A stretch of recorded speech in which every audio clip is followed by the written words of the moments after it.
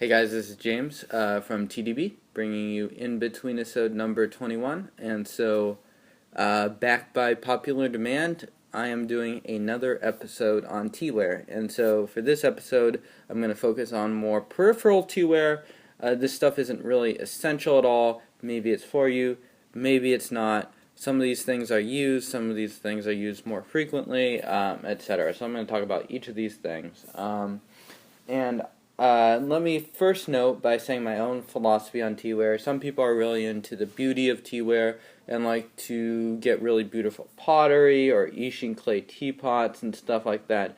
And my own philosophy, my own approach to it has really veered towards the very cheap and functional. So keep in mind that I am the person that films my in-between-isodes in pajama pants and films and in general just needs to be reminded constantly to clean out his $4 Chahai. So if you're looking for someone to kind of like go over the artistry and stuff like that, you'll have to look elsewhere. But if you want to pick up some cheap wares that are very functional for the minimum amount of pricing, then that's what this episode is going to focus on.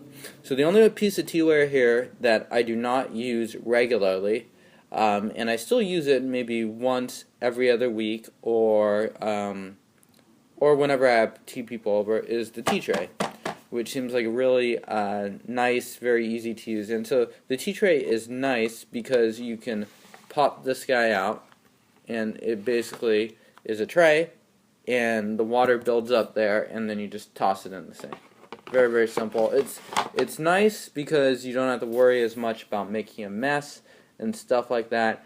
By no means an essential tea tray. What I've ended up doing is my alternate, and this is an alternate done by several people, just buying a bunch of cheap dishes from Daiso, putting my Chahai and stuff like that in there, and using this to kind of like protect the table and catch some of the water as it comes. And so one of the advantages of this setup is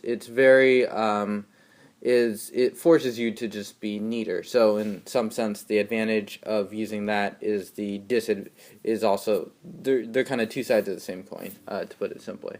A couple other things I do use regularly. I use a scale and a presentation vessel. These things, you can get a nice little pocket drug scale for $10 on Amazon. You can get something like this for $4 or so from Sourcing, as well as the Chahai. So no need to break the bank for any of these things. And usually what I do for this is I'll turn on the scale, and then I'll zero out. I'll toss this on, and then I'll just start tossing tea leaves on until I get kind of like the desired amount. And that tends to be how I just do my setup, because I like to preheat my vessel, so I end up not loading the Gaiwan directly. So if I do choose to use a scale, that is generally how I'll do it. A couple other things. Small cups are just nice to have. They can be picked up quite inexpensively from a place like Sourcing.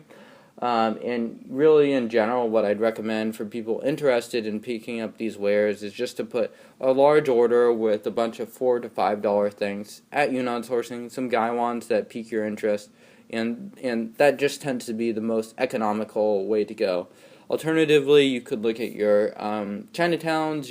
It's nice because you get that stuff more immediately, but if you're located in like somewhere where that stuff is not as accessible, I think Sourcing is easily the easiest, most economical way to go. You will have to pay a bit in shipping, but I think overall the price versus quality makes it well worth it. A couple things that I use a lot as a pu'er drinker are these two guys. And so this is a pu'er pick. It can also be picked up for something like $4. So you can see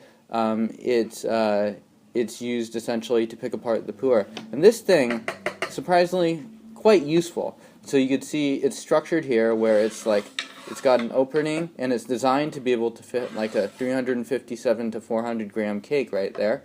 And so you could just take out your tea cake, put it right here, and then you just chip away with this guy. And it's designed to have walls here, and then what you basically do is all the loose the loose tea that you're breaking up from the tea cake You remove the cake, and then you can use this kind of like, I don't know, one of those boards, and just put it into this guy, or something like that. So, surprisingly useful. It seems like a very peripheral piece, and depending on how much pu'er you drink, it might be useful or it might not be. But I've found that I actually use that quite regularly, easily more often than my tea tray, which is, honestly a bit counterintuitive. And that just about covers most of the peripheral teaware.